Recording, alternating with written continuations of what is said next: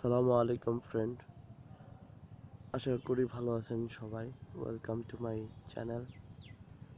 আসলে আমার সীমিত অভিজ্ঞতা আপনাদের সাথে শেয়ার করার জন্য আসলাম।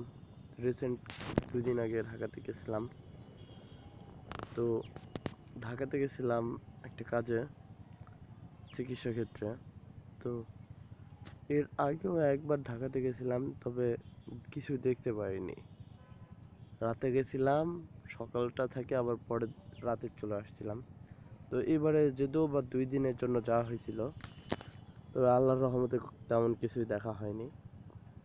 এই যে প্রতিষ্ঠানে আসছি, যে হাসপাতালে আসছি, এই হাসপাতালে 5ম তলায় আছি বর্তমানে। 5ম তলার থেকে কিছুটা ভিউ। তো রোড, এটা মেন রোড ঢাকা। তো বাড়ি যাওয়ার পথে ছিলাম। আসলে অন্যান্য কাজের কারণে, অনেক ব্যস্ত থাকার কারণে ভিডিও করা হয়নি। তো বাড়ি যাচ্ছি, ভাবলাম লাস্ট যাওয়ার সময় সামান্য স্মৃতিটুকু নিয়ে যাই, এই কারণে ভিডিও করা হয়েছিল। তো আমাদের জয়পুরহাটের রাস্তা এত বড় বড় না, এত প্রশস্ত না, এরকম সেকেন্ড লাইনের রাস্তাও না। আমাদের রাস্তাতে এই পাশ একই রাস্তায় আসে গাড়ি, আবার যায়।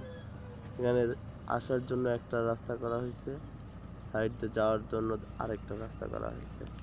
যে রাস্তাতে গাড়ি চলবে ওই রাস্তাতে কোনো গাড়ি আসবে না, অপোজিট সাইডের রাস্তাতে গাড়ি আসবে, এই সাইডে গাড়ি যাবে।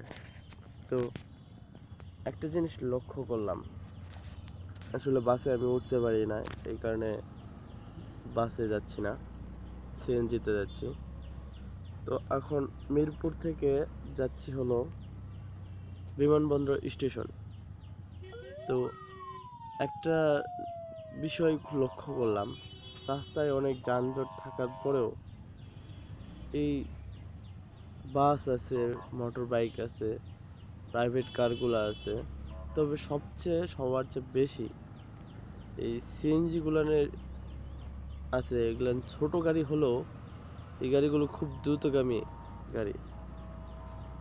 এই গাড়ি এত দ্রুত যে বাস ও রিক্সা তো হিসাব বাদই, প্রাইভেট কারেও এই টাইম দিচ্ছে না, সব কিছুকে ওভারটেক করতেছে।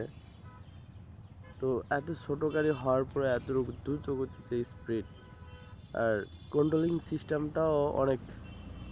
আমি পিছনে বসে আছি, সামনে বসতে চাইছিলাম, তো বললো সামনে বসলে নাকি ট্রাফিক ঝামেলা করবে, সামনে বসা নিষেধ। তো জয়পুরহাটে আমরা সামনে পিছনে দুই সাইডে বসি। ঢাকাতে শুধুমাত্র পিছনে বসার নিয়ম, সামনে বসার নিয়ম নাই, এই কারণে পিছে বসা। রাস্তা মোটামুটি সুন্দর, সাইডে গাছপালাও আছে অল্প, কিন্তু ধুলাবালি, ধোঁয়া অতিরিক্ত, আর হর্নের আওয়াজ। রাস্তার আশেপাশে অনেক ময়লাও পড়ে আছে, বেশ কিছু জায়গায় লক্ষ্য করলাম। যানজট একবার লাগে গেলে সহজে ছাড়ে না।